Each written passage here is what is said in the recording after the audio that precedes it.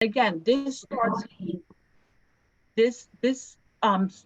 when the student is 15 years old, and that's to assist in the post-secondary process in terms of what the student should begin to work on while they're in high school to prepare them for the world of college or work.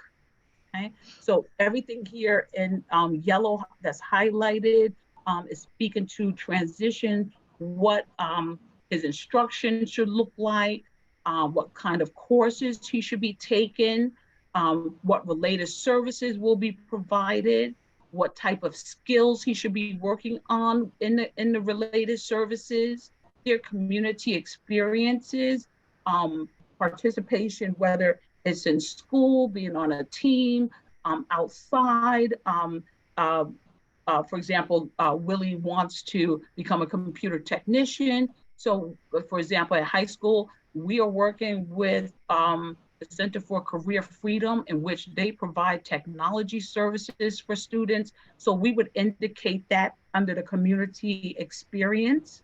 And then we have development of employment, okay, in terms of agencies that would work with our students. So some outside agencies would be Access VR, and that stands for the Adult Career and Adult Continuing Career Educational Services, or other students might be working with OPWDD. And then we have the acquisition of daily living skills, okay? And again, that could be something as to address his self-advocacy skills, okay? And then at the end, um, we have whether the student should be exempt from a foreign language or not. That's important because at the high school level, students are required to fulfill a foreign language, but if they're unable to because their disability adversely affects their ability to learn a language, then they will take an additional elective instead. Okay? And then it speaks to transportation, whether your child is going to receive band service, if or if they're going to receive as district policy, which at the high school level, our students use the regular bus. And so our students apply for Metro cards. And if they're to receive band service, it would indicate if they need a monitor or not. Okay, so that's the components of the IEP. Any questions regarding the understanding the components of the IEP? I don't have any questions, but I do want to know, Jamie, how often do you see students actually participate in their annual review meetings or their program review meetings? Is that something that you encourage to Yes, allow so that student to have a greater sense of autonomy and self-advocacy? definitely. At the high school level, students receive, both parents and students receive an invitation to their meeting. We always give the student the opportunity. So if they don't come independently, we will call for them. And Okay, then the great. student will inform us, and they have, they have the right to say, I don't want to participate. I Yes. just want my parents to participate. But they're definitely given an opportunity. Yes, I really think that's important so that the child Yes. can feel like they are a part of decisions that are being made that are about them and that they can speak Yes. up about things that may work or that don't work, or just simply to have awareness and to know what specifically their goals are, Yes, and at and the the high types of school level, services yes, they're the students receiving. are Excellent. definitely speaking to their academic needs as we start to develop the new IEP for the next year. They'll Mhm. they'll indicate, oh, I need to work on this, I need that. So they're advocating, and we're teaching them advocacy skills because that's definitely needed. Yes. And just to be aware also of their IEP. So that's something as a self-contained teacher at the high school level in the Mhm. beginning of the year when we're distributing IEPs. we also give our students a copy as well so that they can, and we teach them how to read and understand their IEP so that they can advocate for example, their testing accommodations. You know, we might hear a lot of students say, oh, I was in this class and I took this exam and the teacher didn't give me the extended time. And then Right. when they inform us, then we're able to help advocate for them on their behalf as well. That's right. We don't see a great deal of it at the primary level, more so at the secondary. But I have seen some of it. I have seen elementary school students attend their own IEP meetings, program review, and a review, and I always find those meetings to be a lot more sort of meaningful and thorough when the child is involved on whatever level they're capable of. That's great. Absolutely. Before you go on, I wanted to just add in that on the elementary level, we do have some of the students attend their meetings because we want them to understand what we're, asking them to do. And also in front of their parents, if they, see us asking for something or learning the information, it seems to help them when they get back to the classroom. They know that everybody's on the same page working for them. Perfect. So special education is a continuum of services, and it's like a pyramid. It starts at the top. So the Committee on Special Education is going to determine if the child could benefit from a general education class or be placed in a least restrictive environment. So it starts at the top with the consultant teacher, and there's two types of services, direct and or indirect. Direct means that the student is going into a into a general education classroom with a certified special education teacher for the area that has been identified as their area of weakness. So for example, in the high school level, it could be either English or math. And then there's indirect consultant teacher services where the student, again, is going into a general education classroom, but the special education teacher only monitors their progress through the general education teacher, and they will consult with the parent and the student. So for example, if a student is falling behind in their assignments and the teacher sees the student in the hallway, they'll indicate that I've spoken to your teacher. They inform me that you're falling behind in 5 assignments, and they will have that dialogue. They're usually able to also, sometimes go to the resource room and receive instruction or assistance from the general education, from the special education teacher as well. There's also the resource room, which is a 5-to-1 setting in which students are in a general education class, and they receive the support of a special education teacher 5 times a week in a ratio of 5-to-1. And that teacher is able to work with the students on their assignments, also modify and reteach the material.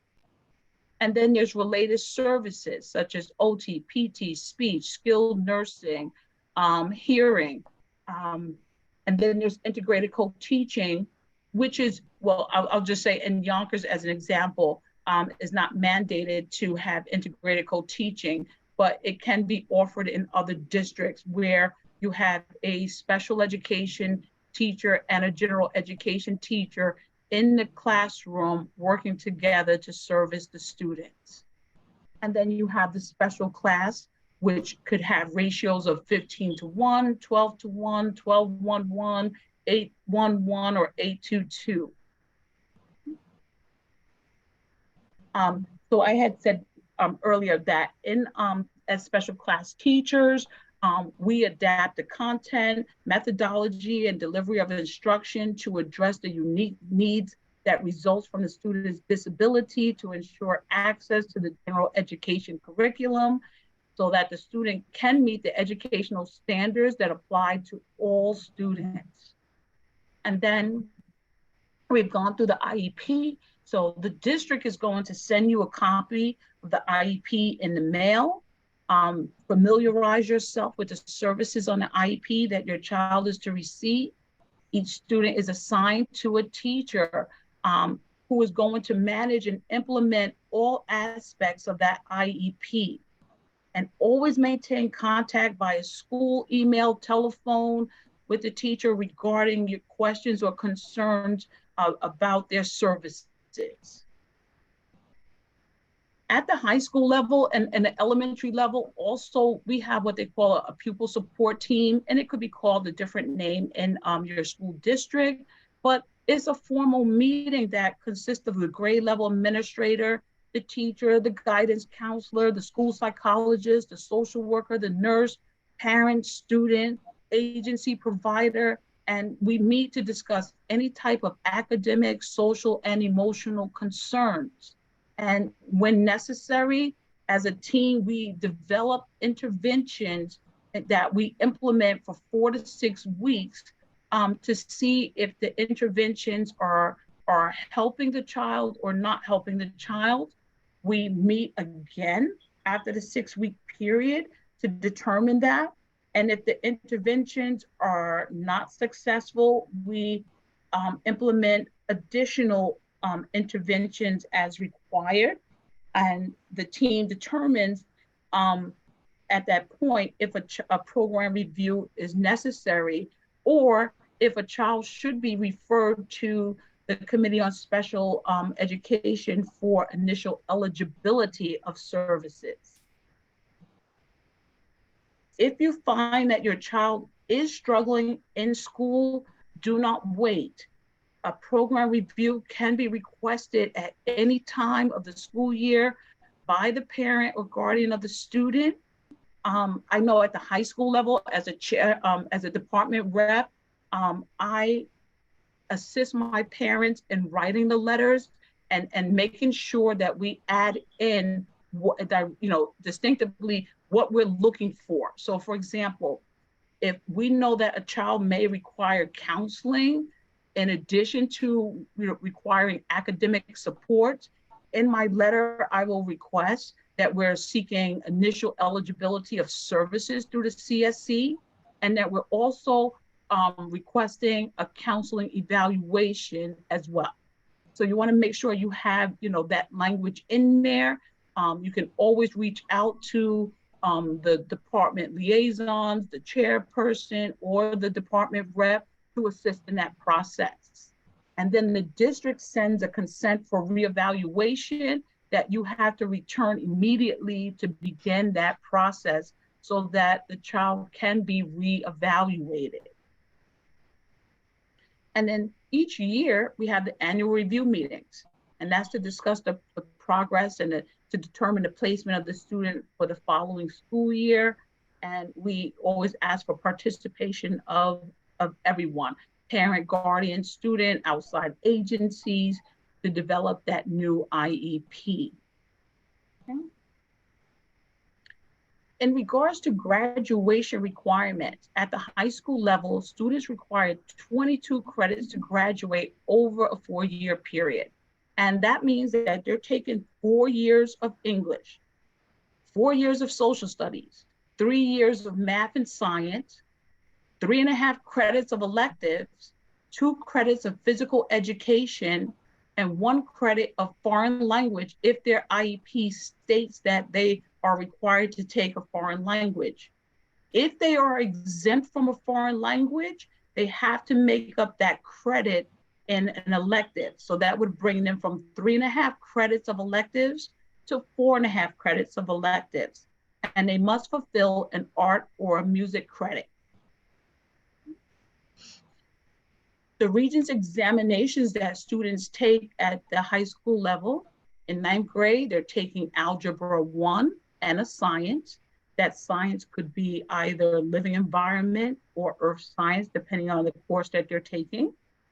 In 10th grade, they take the global history 2, and a science. Again, it could be living environment or earth science.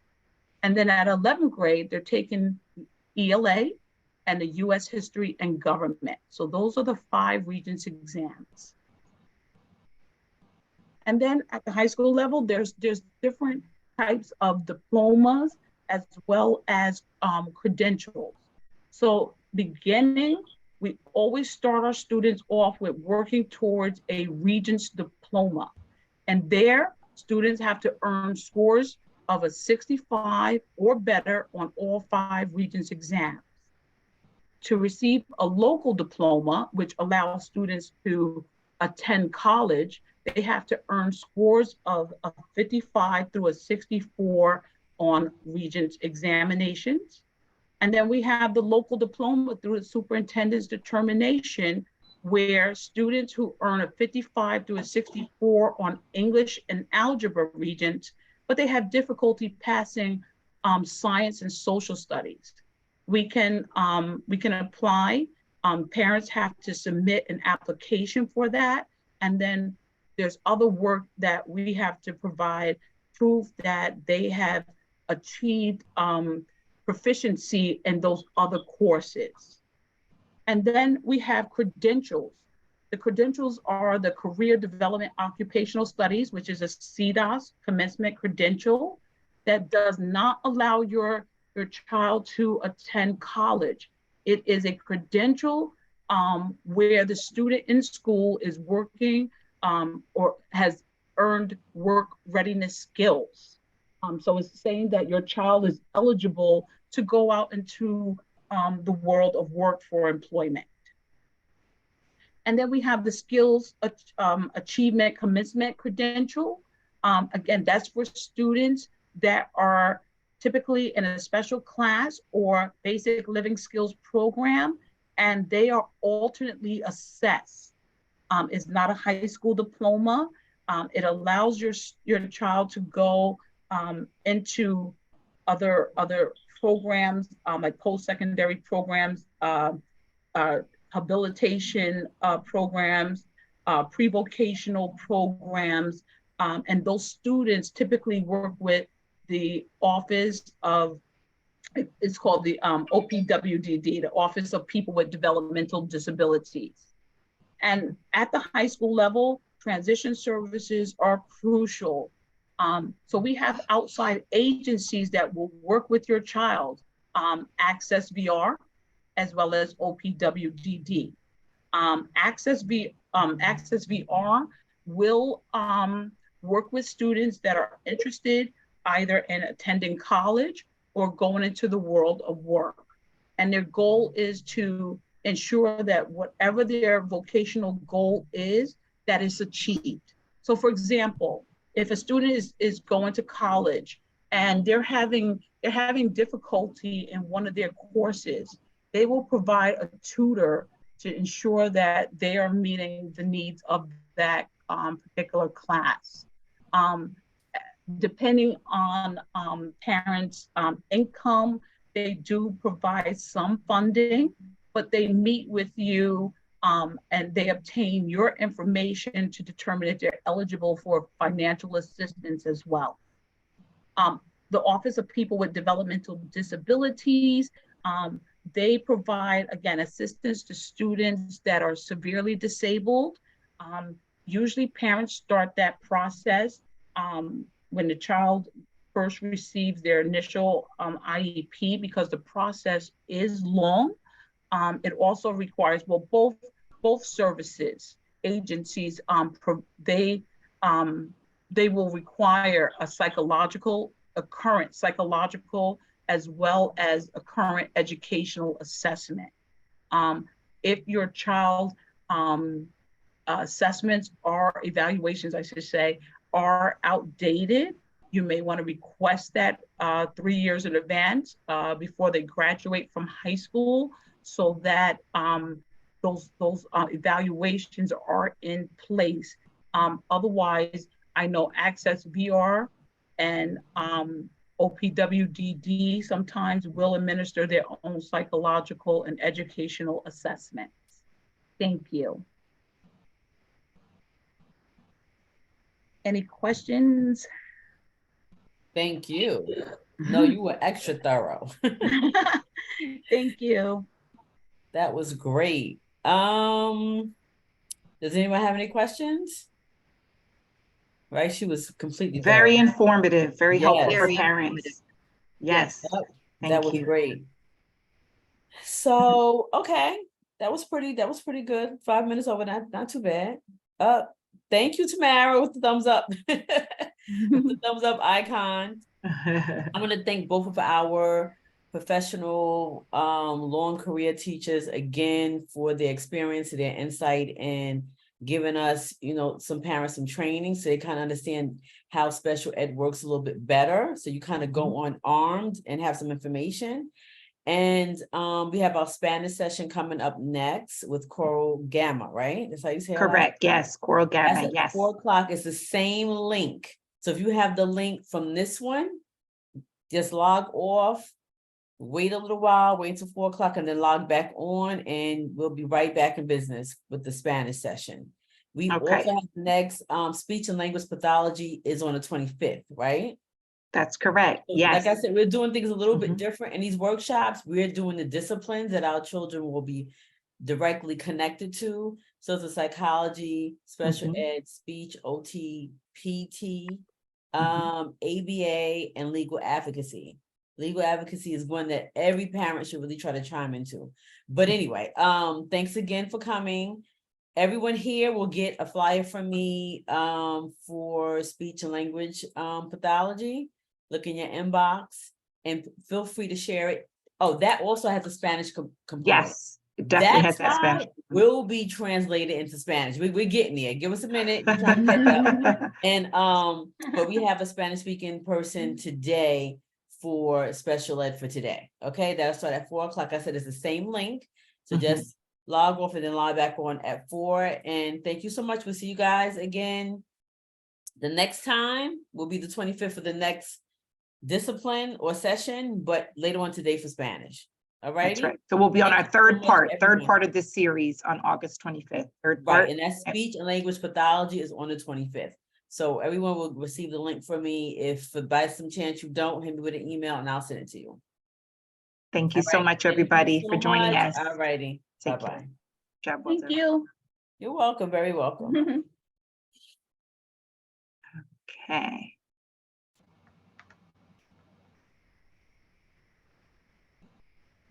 So our next session is at